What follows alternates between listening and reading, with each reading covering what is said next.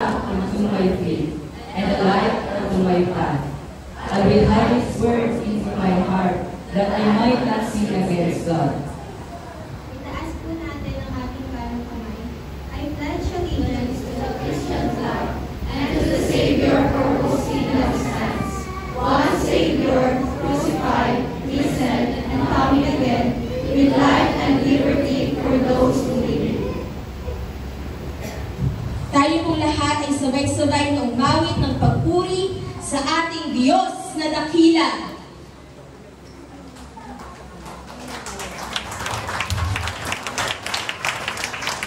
Muling palakpakan mo ang ating Diyos na takal at kapatid. Nakakarami natin sa umaga ko. Naniniwala ako, bawat isa, walang nilampasan ng ating Diyos. Kung anong iyong pangalan, kung ilan ang iyong edad, mula nang ikaw ay silang hanggang sa ngayon, ang ating Diyos ay nanatiling tapat at siya'y mananatiling tapat sa ating mga buhay.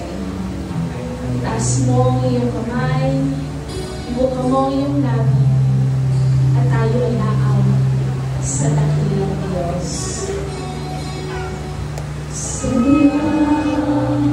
Ay muli ng ating Panginoon at tapat sa habang panahon. Bakit sa kabila ng aking pagkukulang, biyaya niya'y patuloy na lahat.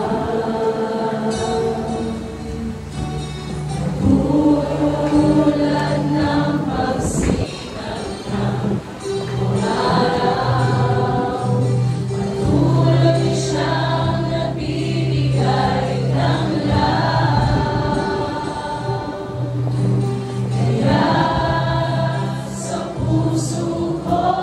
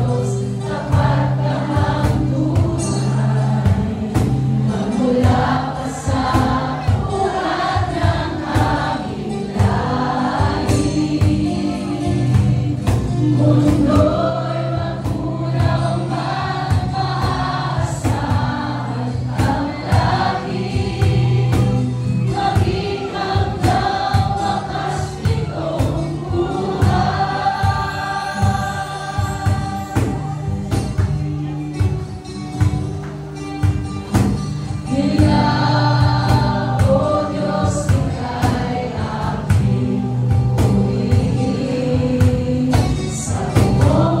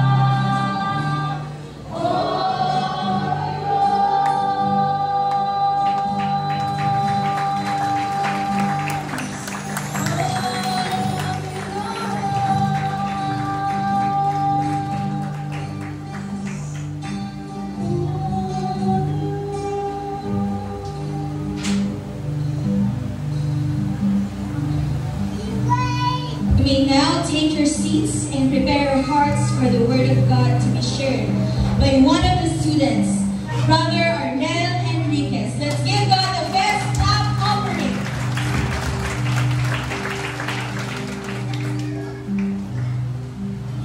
Pagpalang umaga po sa ating lahat. Good morning po. Ganda po at excited po tayo sa ating Panginoon Diyos. Ang ganda po tayo mula yan. Binigyan po tayo ng isang pagpapalang umaga. Ganda po yung panahon, hindi gano'ng maligsanan, medyo maniwalas. Maganda pong pamitain po ito galing sa ating Panginoon.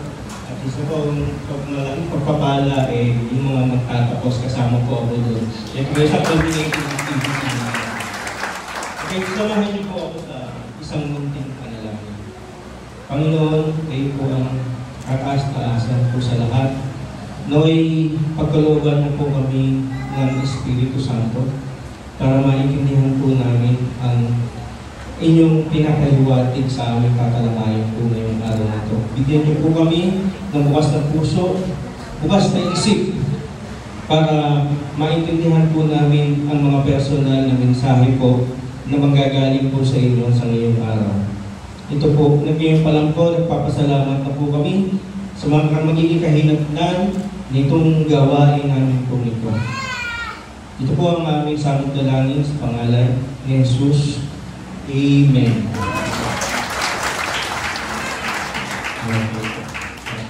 So,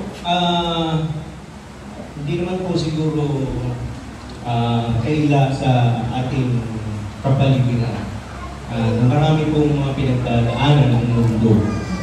Nandiyan po yung labanan sa Syria at saka sa Israel. At ang epekto po sa atin ito, nagtataasan ng mga presyo ng gasolina at kasama po nun, nagtataas din po ang presyo ng mga bilihin. So bawat isa po sa atin epektado. So may konti po tayong pangamba sa nangyayari. Isa pa rin po na maaaring magbigay sa atin ng pangamba ay yung nangyayari sa ating karagatan. So, ano ba nangyayari sa ating karagatan ngayon? Ano nandun niya sa karagatan natin?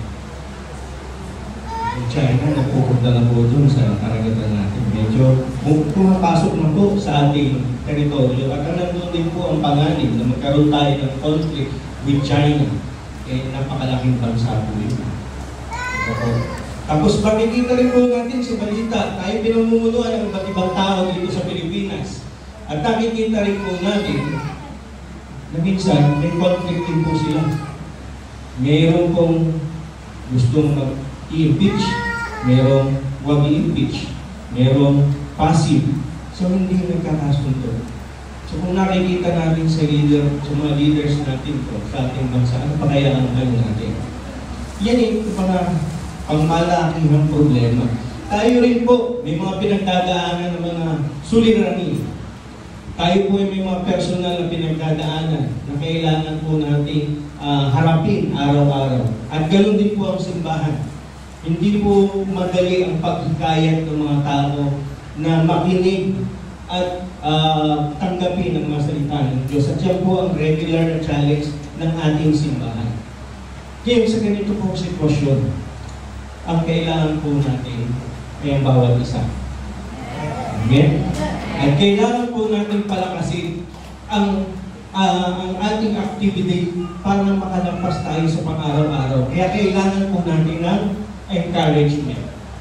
Okay? Sa ating pong tatalakayin ngayon,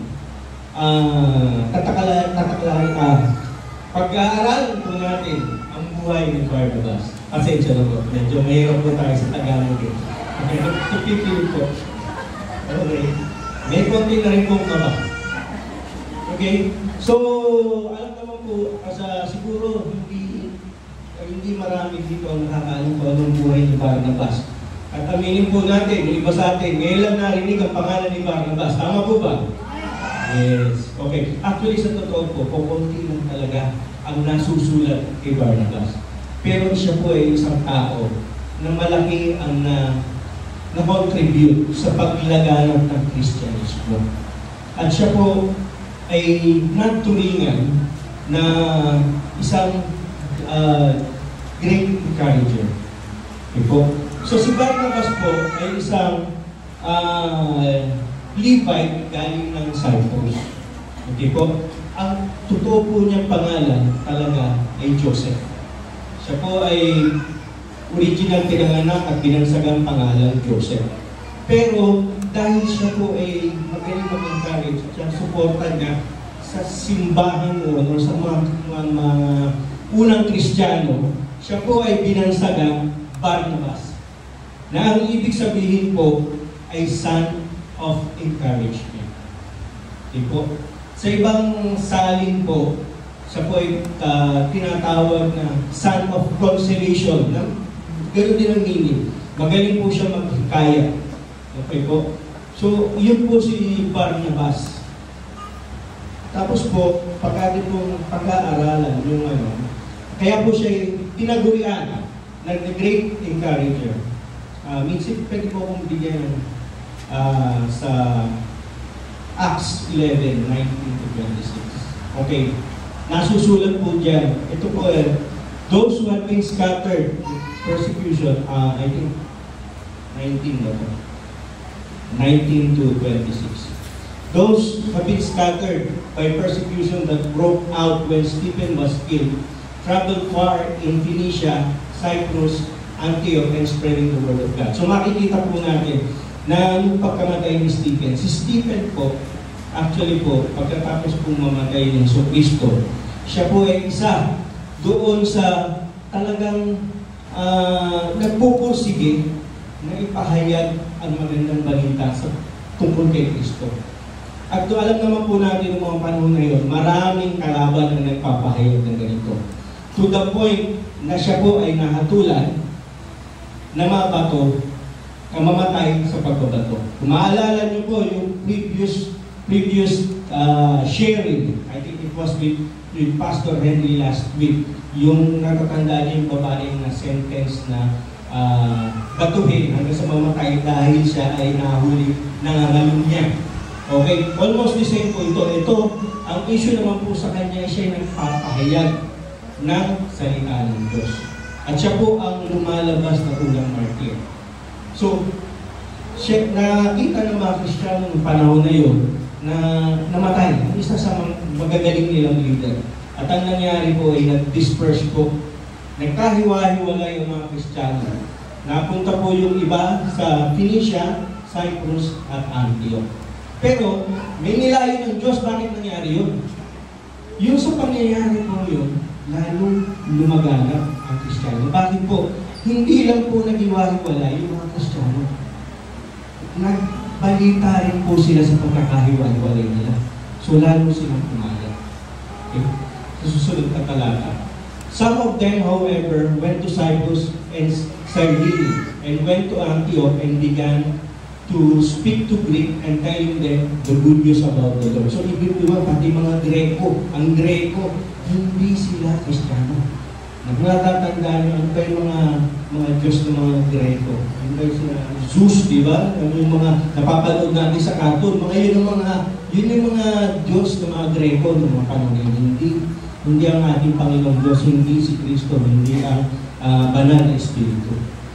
So, yun nangyari. Tapos, the Lord hand was with them and a great number of people believed and turned to the Lord. So yan po nangyari. So nung pagkakahiwa-hiwalay nila, mas marami sila narating ng mga tao. Next verse. And the news spread, reached the church in Jerusalem and they sent Barnabas to Antioch. Bibigyan ko po kayo ng isang background kung ano po ang Antioch. Sa Antioch po, yun po ang lugar o nasa loob po siya ng Syria. At during that time, ang Antioch po ay sentro ng kultura at ng ekonomiya. So nakita ng mga apostoles sa panahon na yun, importante importante itong Antioch ito. Kaya pinagdala nila si Barnabas. Ganun ka-importante yung role ni Barnabas ito para i-encourage lalo yung mga taong nandoon. Yun po. Tapos, when he arrived, they saw that God's grace was done, and he was glad and encouraged them all to remain true to the Lord with all their hearts. So, yun yung parang rule ni Barnabas, para kubalat lalo at palawigin lalo mismo ang salita ng Diyos.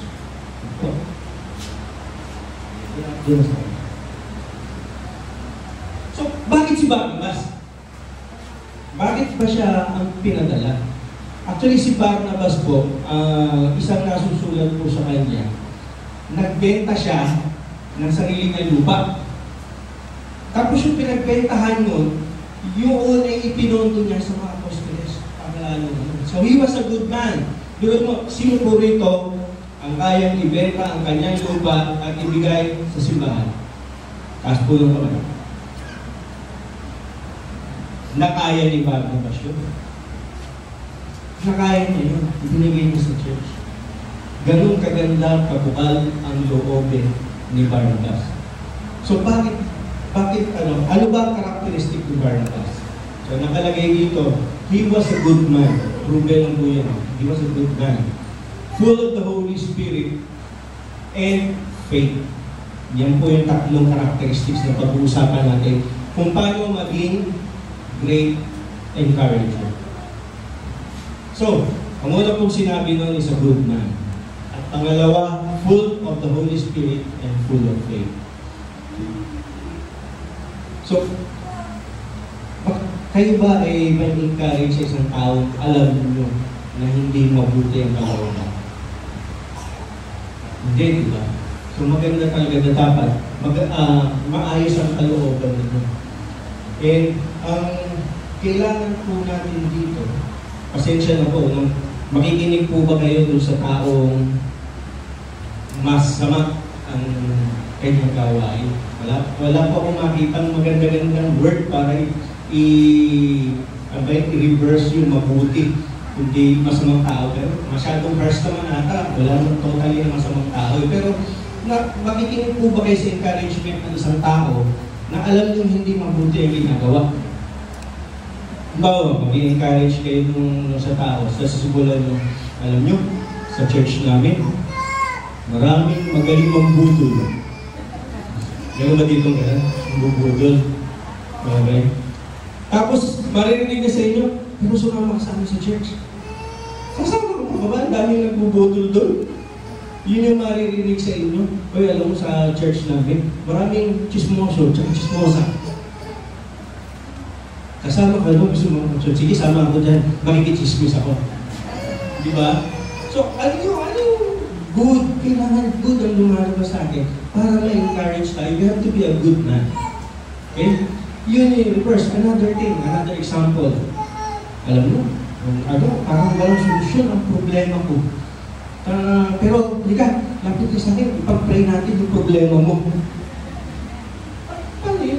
Yung problema mo, hindi mo nagawa ng... Hindi ka naniniwala na masusolusyonan ang problema mo, tapos gusto mong bigyan ng solusyon yung problema ng iba. Hindi ka naniniwala kung sa ano. You have to be good. You have to, inside ourselves, dapat mabuti tayo at naniniwala tayo na may magagawa. Yes! Thank you po. Natutuwa naman po ako sa kanya ko. Proud na po. Kahit hindi yung church, nag-i-amen. Yan po, yan po ang kaibahan ng simbahan natin po ito. Okay, lahat is talagang encourager. So, a good man that encourage people emerge for Christ. Natatandaan niyo yung last time na teaching ni Pastor Wilson, di ba? Emerge. Sabi niya, tama ko ito. Emerge. Diba? Tanda ko yun, emerge. Yung mga bagong leader daw, yan, yung mga nakaputi na, yung mga bagong leader. Emerge! Emerge, ibig sabihin, lumutang kayo at kayo yung mga bagong leader. Ngayon, ang sinasabi ngayon dito sa ating binabasa is i-encourage naman natin para yung mga tao mag-emerge. Okay? Amen? Okay? So, wag natin bigyan sila ito. Nagsisimula ito mga bago ito. Huwag natin bigyan ng parang discouragement. Ako, ang hirap na trabaho niya. Pinasok mo yan. Araw-araw yan may meeting. Every other day, meron mga discussion, mapapagod ka dyan. May nagagaling po sa akin, tinaanak ko yun. Kaya ako nagsasabi ngayon yan. At praise God, nakaka-attend po ako nun.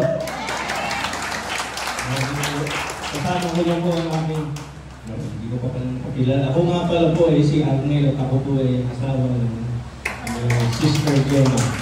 Siya po active sa church. Yun, kailangan natin ma-encourage ang bawat isa. Okay? So, emerge. Yung sa tulungan natin mag-emerge. Hindi lang po ito mga bagong graduates. Yung mga katabi niyo po, tulungan niyo sila mag-emerge.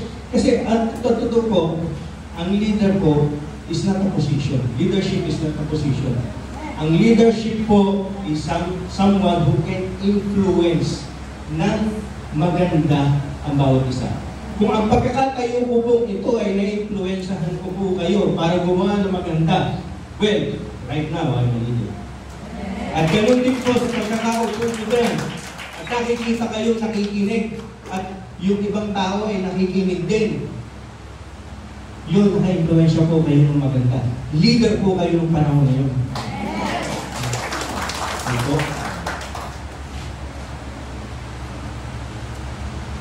So, basahin po natin itong talata ng Hebrews 20:40-25. So, let us consider how we can spur one another on toward love and good deeds. So, actually, nung binasa ko po ito, so, ang spur po, pagka yung mga mahilig sa basketball dito, yung San Antonio Spurs, yung logo po nila, yung Spurs, yung nakalagay po rito sa bota ng mga cowboy, na merong tusok-tusok. Ang gawain po ng Spurs, pagka nakasakay po yung cowboy sa kanyang kabayo, sinisipa niya yung kabayo sa tagiliran para tumakbo. Okay po, so parang ang pagka-translate po doon, in-encourage niya yung kabayo para tumakbo. Pero hindi naman po siguro kailangan sipahin sa tagiliran para tumakbo. Pero may separate translation po actually yung church. Yung spur doon sa dictionary. Ang sinasabi po niyon is to encourage yung somebody to do something or to go forward. Yan po ang ginagawa natin. Yan po ang dapat natin ginagawa sa ating mga kasama sa simbahan. Okay po? So, nung tinatanong po ako, na sa edad po pong ito, huwag niyo lang po itanong kung anong edad po, pero marami na rin po akong nag-lead ng iba't ibang grupo. Lalong estudyante ako, nung koleyo, hanggang sa nagtrabaho na po ako. At tinatanong po lagi sa akin, anong klase kang leader? Nung on the spot, inisip ko, ano nga klaseng leader ako? Sabi ko, I'm a leader who sets a good example. Kung ano yung itinuturo ko, kung ano yung inuutos ko, yun din dapat ang ginagawa ko. Okay? So pagka halimbawa nagturo kayo na ito ang dapat yung gawin, dapat umattend tayo ng cell group, dapat tayo magpupunta sa Sunday service, dapat andito ka rin. Okay? Yan po yung leader talaga. And dapat po ang nakikita sa atin yung pagiging Christ-like. Dapat po nakikita sa atin to encourage others also. Dapat nakikita sa atin si Kristo. Okay? Yung pangalawa pong characteristics ng a great leader is full of the Holy Spirit. Holy Spirit. Yung pinag-aralan po kasi ng batch namin is yung mga gifts and fruits of the Holy Spirit. So makikita po natin dyan, yung fruits of the Holy Spirit is love, pagmamahal, joy, kaligayahan, galak, peace, kapayapaan, forbearance, ang lalim na salita. Diba? Ano yung sabihin ng perseverance? Parang gano'n, diba? Hard work, kindness, goodness, faithfulness, gentleness and self-control. Ito ba pag nakita nyo sa tao, naniniwala kayo sa kanya sa sinasabi niya? Di ba? So, pray for the Holy Spirit to come down in you at ito ay magiging fruit at magmamanifest sa inyo. Pag ito nagmanifest sa inyo, napakadali kong mag-encourage. Opo? Sa pag-iinom na ko dyan.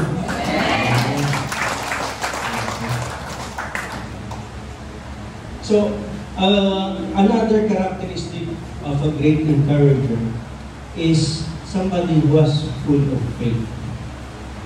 Tanungin ko po sa inyo. Bakit po ba tayo nagkakasakit? Sino po? Nahawahan. Kadalasan po pagka tayo nagkakasakit. Nahawahan. Minsan pagka sinabi natin nakakahawa, it's something negative. Kung may ketong tong tao to, layo tayo, baka tayo mahawahan. Kung may sipon niya, layo tayo, baka tayo mahawahan. Pero there's also something positive sa pagkakahawa. Maraming positive things na pwedeng makahawa tayo. Ito po ang sasabihin sa inyo. Faith is contagious.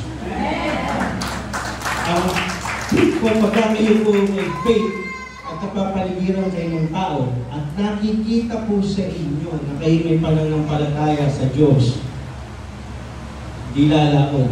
Kasama niyo na rin po sila mananampalataya. Okay? At yun pong example na yun, hindi kayo nagsalita. Ito po yung mga action speaks louder than voice. Kung ikaw nakikita sa iyo may faith ka, pati sila, yung mga kasama mo, nagiging faithful din. Subukan niyo pong makibarkada sa mga drug addicts. Tingnan ko lang kung hindi kayo makahindi pagkakainay. Diba? Ano yung kasabihan? Tell me who your friends are and I'll tell you who you are. Hindi po dahil ay nakahalo ka dito, ikaw ay masama itong grupo ito, nakahalo ka dyan, masama ka. Hindi, dahil nai-influensyahan din siya yung tao yun, hindi lang basta nandun siya. In the same way, maka-influensya din po tayo sa mga nasa paligid natin. Kung tayo gumagawa ng tama at tayo ay may faith, dapat ma-influensyahan din po natin yung nasa paligid natin. Amen?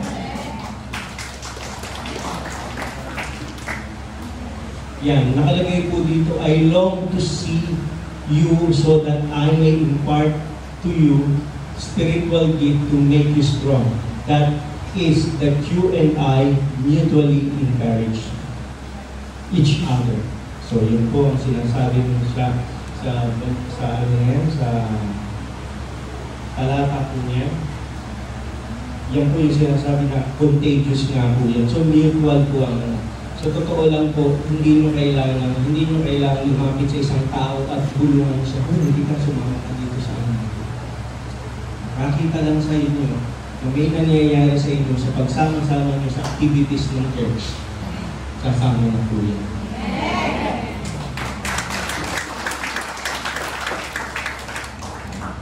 Ito. Parang napabilis naman. Masarap pala po magsalita pagka hindi ba po kayong marami na rin po akong naturuan at ang ini-encourage po namin ay sumagot actually yung mga tinuturuan namin yung nag-lecture. Pero dito po, palpak nyo pa lang po at pag-amen, ano na po yun? Acknowledgement na po yun. So, anong characteristic ulit meron si Barnabas? So siya is a man of good faith, full of the Holy Spirit, and full of faith. Yun po yung mensahe ng ating paksa. Meron din po ako sana i-share. Actually po, yung tinawag ko ito, my personal journey with Jesus Christ. Okay po. So, wag po kayong aantokin kasi po ikakwento ko po yung buong 9 years. buong 9 years na nagsimula po yung pag-develop ng panalaga. Pero kidding aside po, nagsimula po yung talaga 9 years ago, dun pa sa big church, o sa main church natin, sa San Lorenzo. Nabubulo na po. So, yung panahon po yun, yung company namin, magsasara na. Sinabi na po sa akin yun. Yung production ng mga tao, wala na po sa shop floor. Ang natitira na lang po ay yung mga tao nakikipag-usap sa supplier, nakikipag-usap sa customer, na kinakausap sila ba, baka pwedeng huwag lang namin bayaran muna itong utang namin ito, o kaya discountan nyo na lang. Yun po yung nagiging trabaho namin. Sa madaling sabi po, bilang na po yung araw namin na may trabaho kami. At during that time, nagkakaroon po talaga ako ng trabaho. Pero employed pa rin po ako. So, nung isang Sunday, sinabihan ako ng misis ko, alam ka, Adrian, sumama ka na sa amin doon sa church. Pag-pray natin, magkaroon ka ng trabaho. Hesitation, hindi ko na yun, pero sumama. Okay? Tapos po, nag-pray pa ako. And through to the prayer and God's answer, tatlo po yung nag-reply ng trabaho. Magaganda po yung so napili ko po yung isang trabaho na yun na hindi ko maintindihan pa. Pinag-pray ko, alin ba dito sa tatlo ang tatanggapin ko? Para tayo mag-ganda. Out of nowhere, naisipan ko, sige, ito ako dito. Hindi maintindihan mga kasama ko sa trabaho, bakit yun ang pinili ko? Dito na lang tayo, sama-sama tayo sa kabilang. Kasi dito lahat natanggap yung mga kasama ko. Wala na tayong iintindihin, lahat kilala mo na. Pero pumilit ko ako dito. Nung halos magsisimula na po kami, naisip-isip ko, yung dalawang hindi ko pala pinili, ang pinoproduce nila ay puro vices.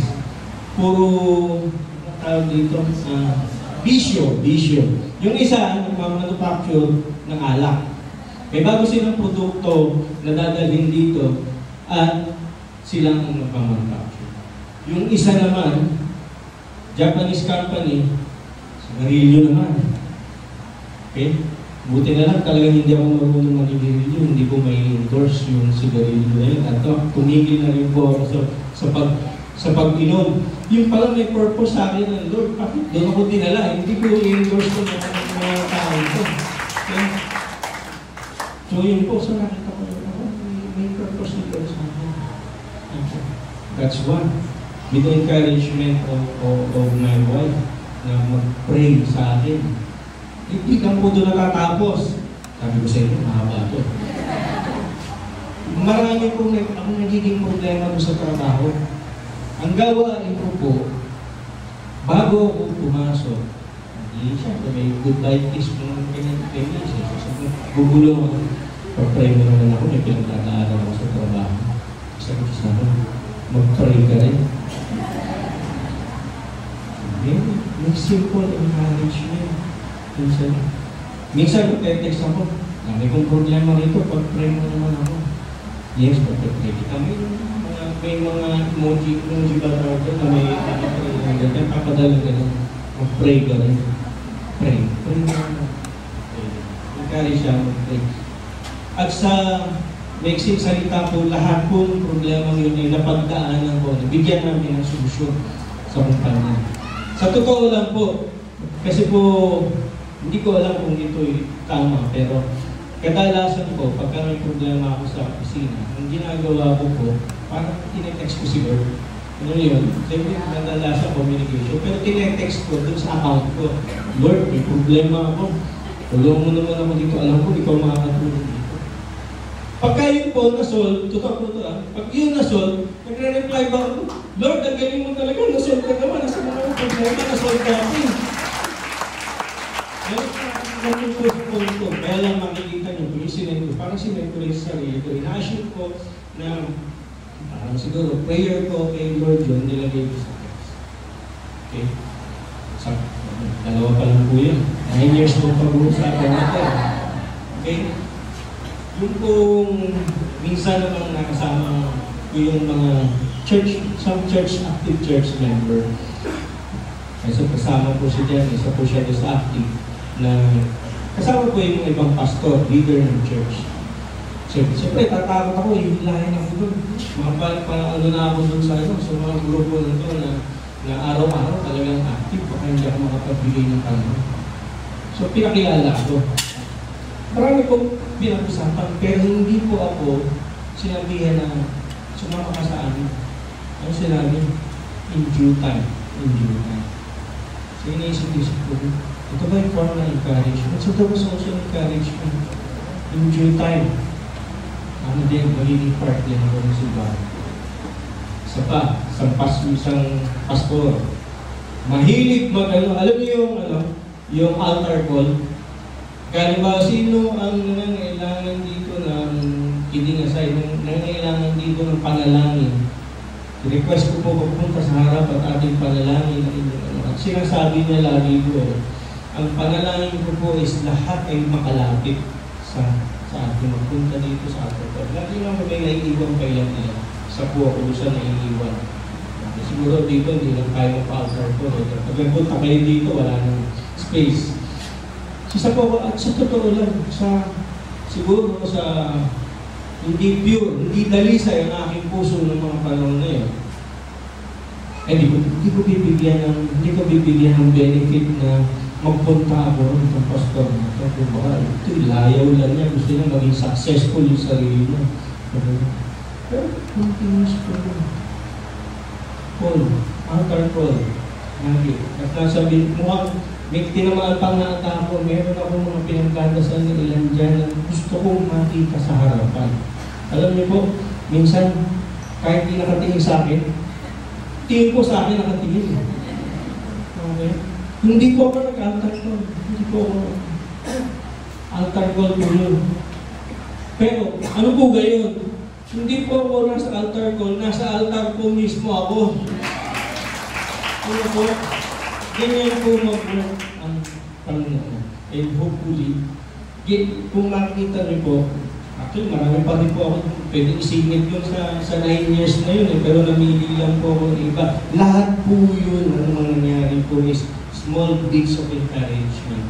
Kaya po ako nandito sa harapan. At alam ko rin po, yung mga graduates na to, may sarili kong journey rin yan with Christ. May sarili rin po personal journey with Christ. Meron po akong isang iiwanan na mensahe sa mga graduates kung nyo pong mamarapati. Ito po yung sinasabi ng isang leader ko, isang mentor ko sa unang-unang kumpanya na pinagtrabahuan ko. Pasensya na po English.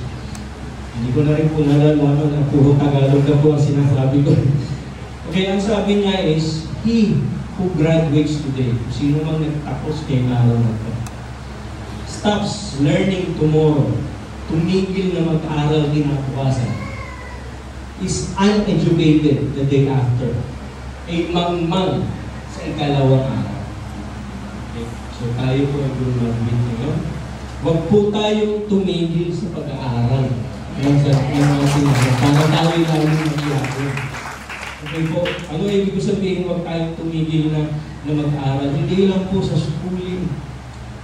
Hindi lang po sa iba't ibang activities. Nandiyan po yung tinatawag natin devotion, kung paano mangusap sa atin ang Panginoon. Ako din po, sa totoo, aminin ko sa inyo minsan struggle din po talaga intindihin sa salita ng Diyos. This time na tumagwit na tayo. Ilang beses ko pong inuulit yung talata para maintindihan ko yung kung ano sinasabi ng Panginoon sa atin. Tingin natin ang Holy Spirit. So wag po tayong maging mangmang sa pananampalataya. Pagpatuloy po natin ang ating pananampalataya. So bilang challenge po, God wants us to be like Barnabas. Carrying the 3 characteristics na diniscuss natin, i-encourage natin ang bawat isa. Tulad po ng sinabi ni kanina, hindi ko lahat nandito. Kung may isa lang pong tayong may hikayat, malaking bagay na po at marami atang mga lupo ng mga ngilay na bibiwan. And a great encourager, brings legacy to the transformation of soul. Actually, meron po tayong hindi nabasa dun sa scripture kanina, dun sa latter part. Part din po dun sa description, babalik po tayo nung pinatay si Stephen, nung pinapersecute yung mga Kristiyano. Actually, I think, nabanggit po ba na lumalabas parang siya yung first Christian martyr na nung mga panahon na yun, nagpapahayag ng salita ng Diyos. Nung binabato po siya, nandun po si Saul. At siya po yung nag-a-offer, batuhin niya hanggang mamatay. Hindi niya pinipilit niya. Ngayon, balikan natin, sino po ba si Saul? Si Saul po, yan po si Pablo. Pablo ng mga sumulat ng mga aklat na nasa Biblia. Siya po ay binago ng Diyos. Okay? Binago siya ng Diyos. At pinuntahan siya ni Barnabas para i-encourage siya further. Okay? So kaya nagtulong sila na magpunta sa Antioch. Yung Antioch po kasi nag-grow. At actually ang Antioch, doon po tinawag ang mga unang mananampalataya kay Kristo na Kristiyano. Doon po sa lugar na yun po kung bakit tinawag na yung mananampalataya sa Kristiyano. Doon po uno tayo tinawag. Okay po? Sana po ay pinagpala po kayo sa mga maiksi ko po sharing sa inyo. Magandang umaga po ulit. Samahan niyo po ako sa mixing panalangin. Panginoon, maraming salamat po sa inyong salita. Sana po ay nasagang po namin ang iyong magandang balita at higit po sa lahat. Yung pong natutunan namin dito ay sana po pamuhay namin paglabas ng bulwagan ito.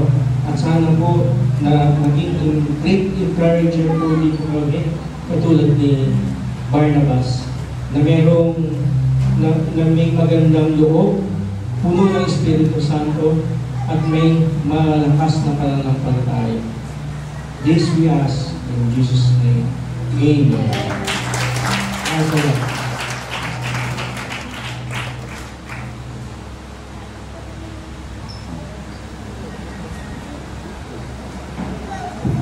Amen. Amen. Alam po natin ang ating Panginoon Diyos.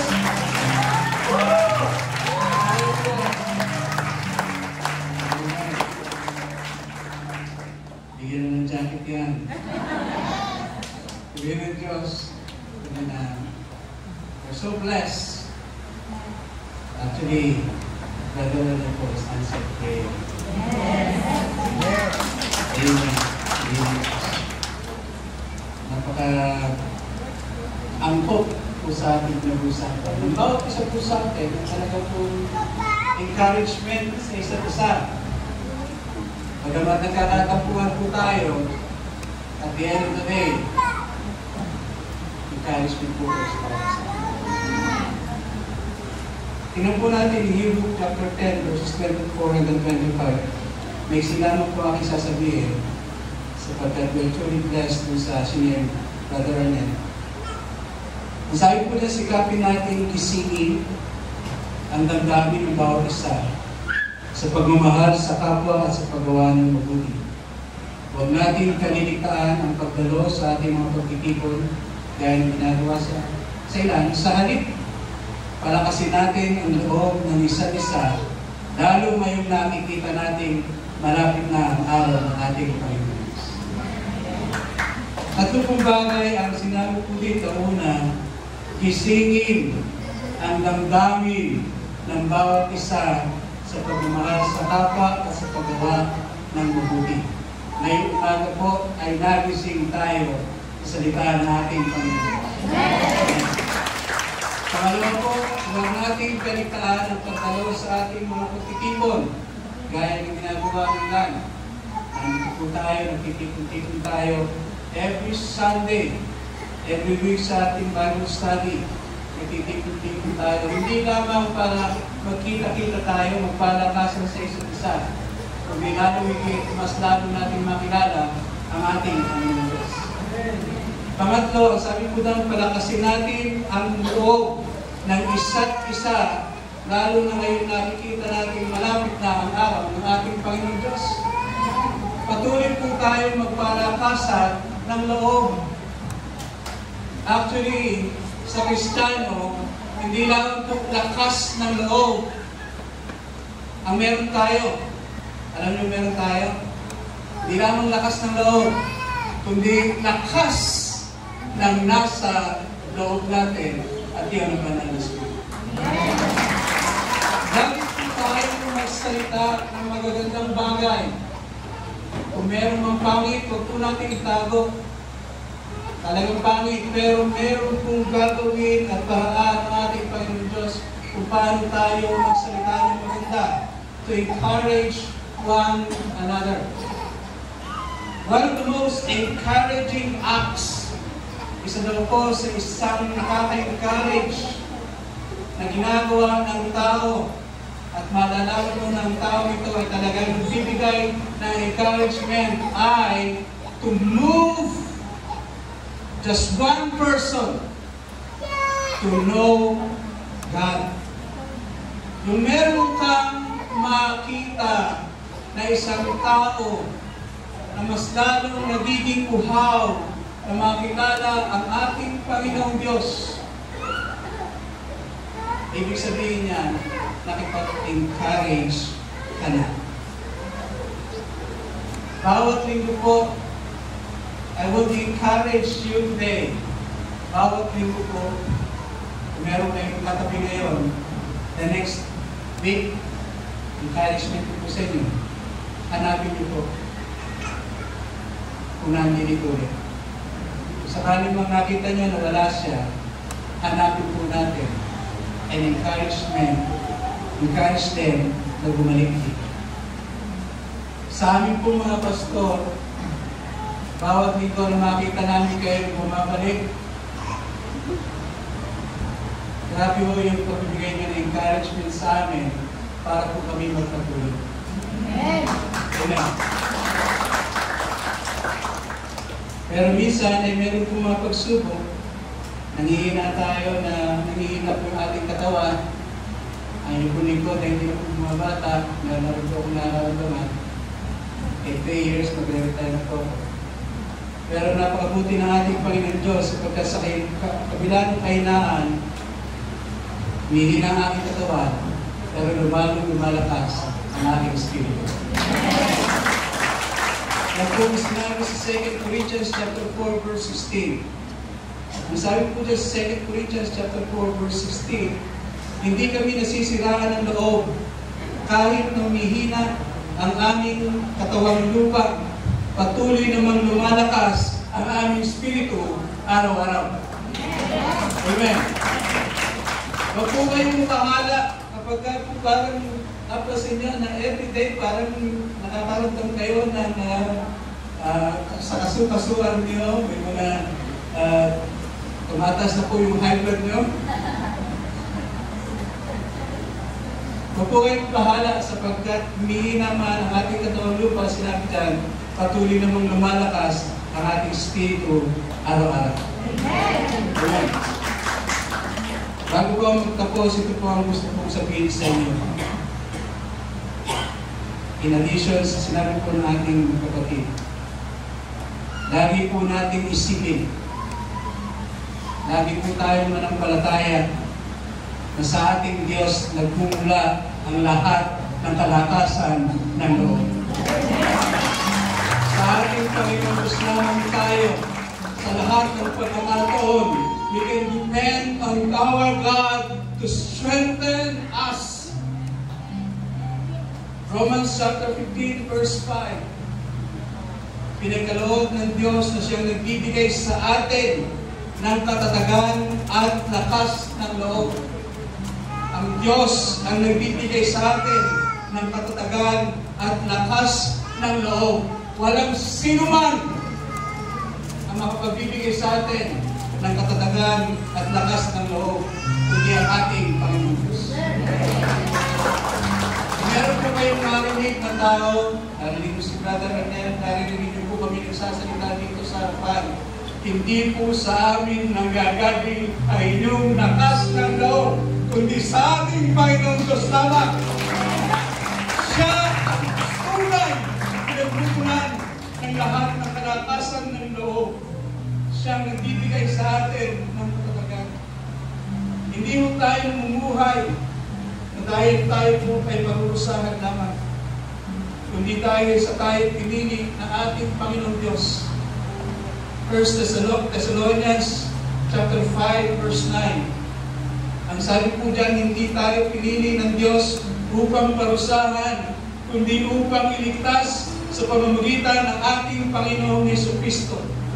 Lahat po tayo ay nakakilala sa ating Panginoong Diyos, hindi po para tayo patuloy na magdusa sa ating buhay, kundi sinabi dito upang tayo maligtas sa pamamagitan ng ating Panginoong Yesus.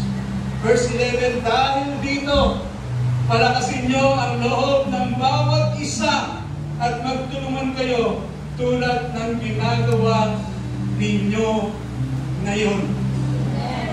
Magtulungan tayo tulad ng ginagawa natin ngayon. Let us encourage one another. Huwag po tayong titigil na magbigay ng lakas ng loob. Kahit na po ilang beses niyong kausapin at sabi nyo, napakatigas din po yung kapatid namin ito. Huwag po natin silang titigilan. Huwag po tayong manghinawa at akala natin hindi mo nila natatanggap ang ating sinasabi. For all you know, this is I have faith na bawat isang salita ng Diyos na ating binitawan, just a single word of God has great power to change someone. It's just His time. Yung pagdating ng panahon ng Diyos para sa Kanya, doon siya mamumuno. Let us continue to be an encourager. Let us encourage one another. Let us encourage one another. Yung pagtayo po dito ng Brother Angel, alam niyo pakiramdam ko, yung parang isang tatay, nakita yung kanyang anak na nagsasalita sa kanya.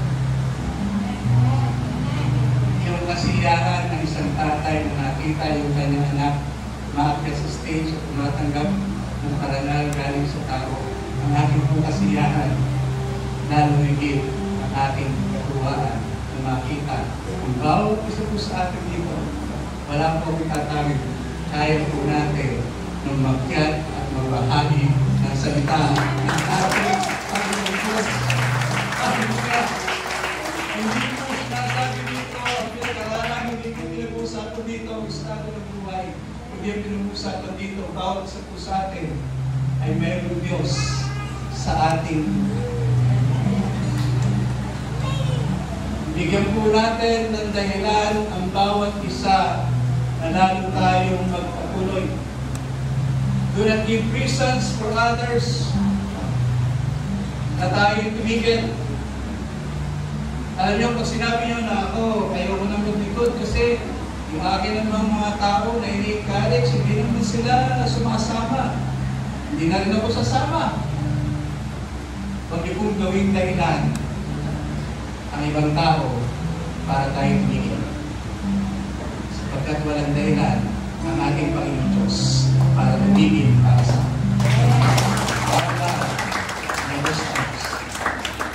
tayo po ay bigyan araw-araw ng kanyang Panginoon. Tayo po'y tumayo at bigay po tayo pagpuli sa ating Panginoon Diyos. Napakatapat po ng ating Panginoon Diyos. Dakila ang kanyang katapatan.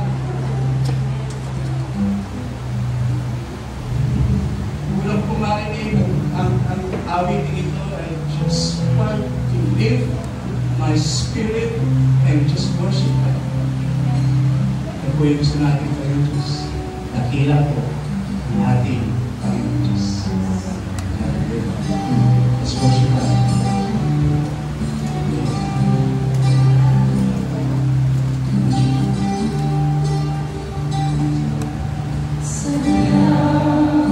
Kay tuti ng ating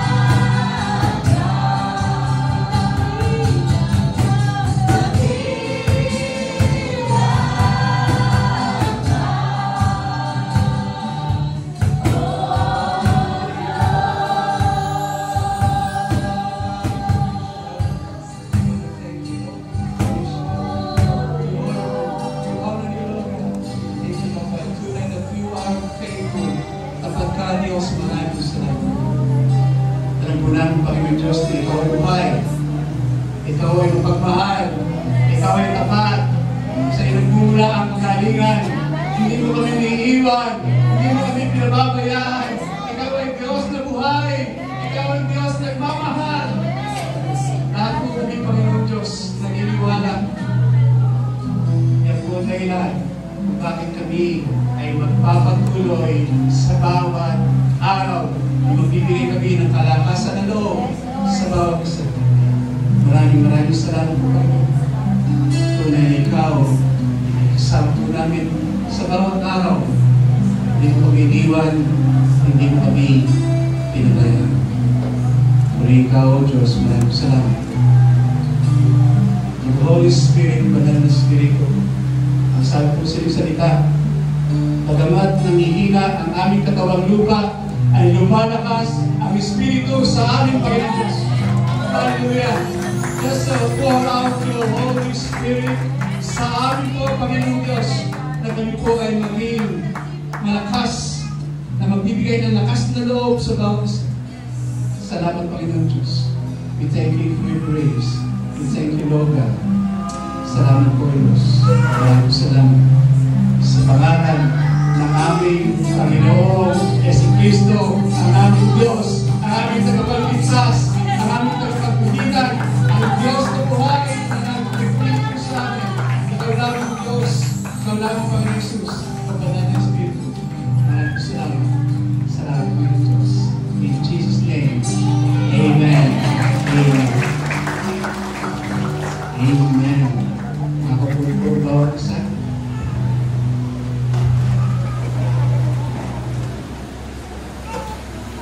And now to present and confirm the graduates of Life Class Training, may I call on stage Sister Mitzi and of course, Pastor Henry. Pastor Henry, I am honored to present to you the 27 candidates for graduation from Wisdom Church Sinalhan Batch 1 and Batch 2. They have faithfully completed the required training for Life Class and are now ready to move forward to the next level of their journey. Amen. Amen. By the power vested upon me by our Lord Jesus Christ, through walang imposible sa Diyos Outreach Ministry Church, I now confirm and declare you as graduates of this 2025. To God be the glory in Jesus' name. Amen. Congratulations and welcome. And once again, congratulations! Life Class Training graduates of 2025. At ngayon po ay tatanggapin na ng ating mga graduates ang kanilang mga certificates. Patunay ng kanilang pagtatapos sa Life Class Training. Patuloy natin bigyan ng malakas na palakpak ang ating Diyos na buhay. Amen.